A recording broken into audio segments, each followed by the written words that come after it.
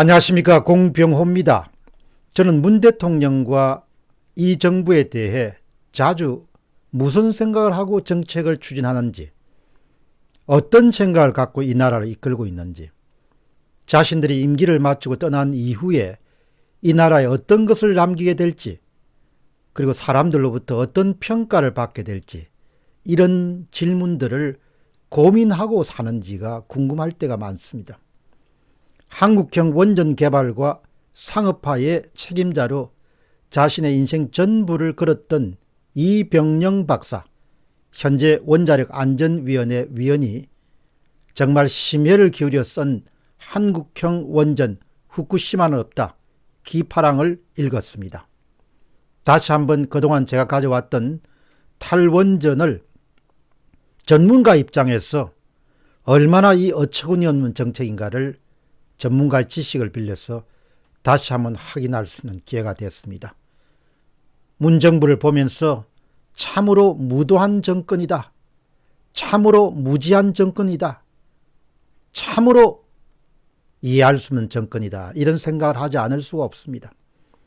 이병영 박사의 저서를 중심으로 탈원전의 이름으로 한국이 지난 60여 년 노력으로 만들어낸 원전 산업이 어떻게 파괴되고 있는지, 그리고 그 대가를 우리가 어떻게 치르게 될지에 대한 핵심 포인트를 정리하는 시간을 갖도록 하겠습니다.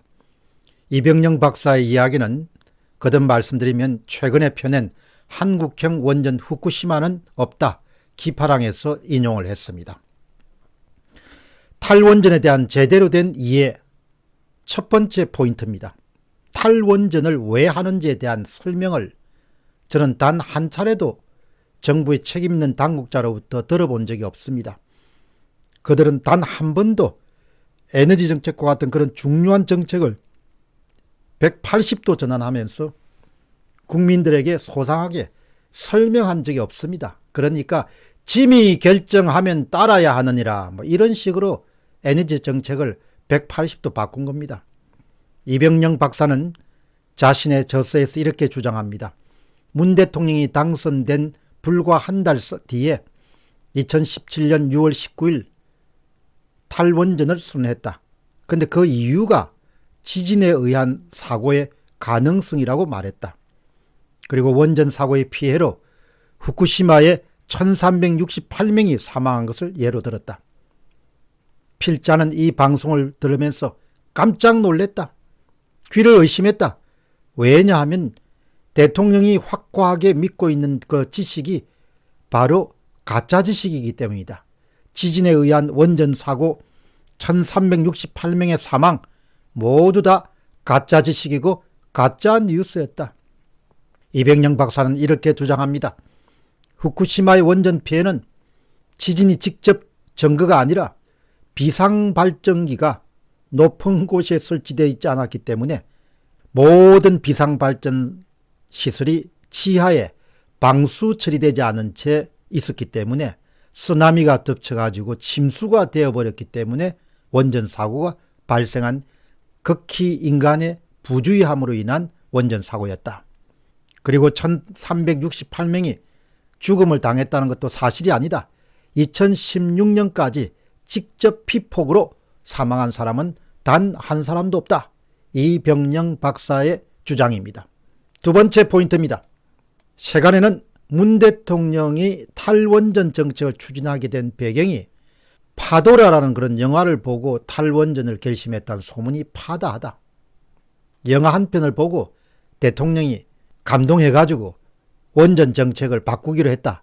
이런 이야기가 파다하는데 단 한 번도 정부가 그런 무성한 소문에 대해서 그게 아니다라고 이야기한 적이 없다는 것이죠. 이병영 박사는 자신의 저서에서 이렇게 주장합니다. 원자력 강국의 대통령인 사람이 영화를 보고 국가 원자력 정책을 결정한다는 게 말이 되는가? 난 믿지 않지만 이렇게 기사가 나오고 소문이 퍼졌으니까 청와대에서 단 한 번이라도 그것은 아니다. 간단한 멘토도 하지 않으니까 의구심이 더욱 증폭될 수밖에 없다. 나는 그 영화가 영향력을 발휘하였다고 본다. 접니다. 저는 그 영화 한 편이 문재인 대통령의 탈원전 정책에 지대한 영향력을 행사했다 이렇게 믿고 있습니다. 왜냐하면 그 소문에 대해서 청와대는 단 한 번도 아니다라고 부인한 적이 없기 때문입니다. 이병영 박사의 저서에는 이런 이야기가 나옵니다. 근원적인 문제는 정권을 잡자마자 60년간 지속되어 온 친원전 정책을 탈원전으로 바꾼 이유가 분명치 않다는 사실이다. 결정 과정도 이상하지만 도대체 그 이유가 뭔지 모르겠다. 문재인 정부는 하루빨리 탈원전의 이유를 국민들에게 소상히 알리기 바란다. 그 중요한 정책을 변화시키면서 왜 정책을 바꾸게 됐는지 이유를 국민들에게 설명을 해야 되는 거죠. 저는 이런 조심스러운 추측을 해볼 수 있습니다. 한 가지 추측은 추측입니다. 대규모 국책 사업이 진행되면 그곳에는 이익을 누리는 사람들이 나오게 됩니다. 떡고물을 누릴 수 있는 사람이 나온다는 것이죠. 근래 태양광 사업으로부터 이익을 누리는 그쪽 사람들이 부쩍 늘어났다는 기사가 신문에 자주 등장합니다.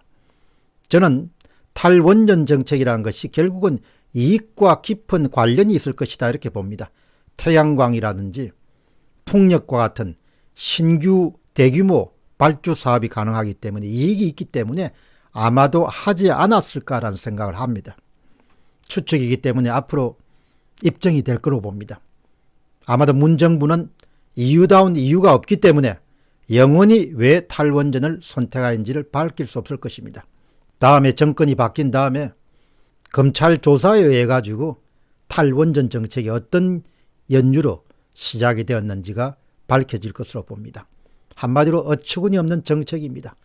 반이성적이고 반지성적이고 반상식적이고 반합리적이고 반환경적이고 이런 정책이 바로 탈원전 정책이라는 거죠. 100년 이상 동안 확고한 산업 경쟁력을 가질 수 있는 원전 산업을 자국의 대통령이 스스로 그런 경쟁력을 포기해버리는 그런 어처구니 없는 탈원전 정책을 실시하게 된 겁니다. 100년 이상을 먹고 살 수 있는 산업 하나를 문재인 대통령이라는 사람이 그냥 버려버린 겁니다. 망가뜨려버린 겁니다. 훼손해버린 겁니다. 허물어뜨린 겁니다. 파괴해버린 겁니다. 이병영 교수는 이런 이야기를 합니다. 원전 경쟁력은 가동률, 안정성, 가격에 의해서 결정된다.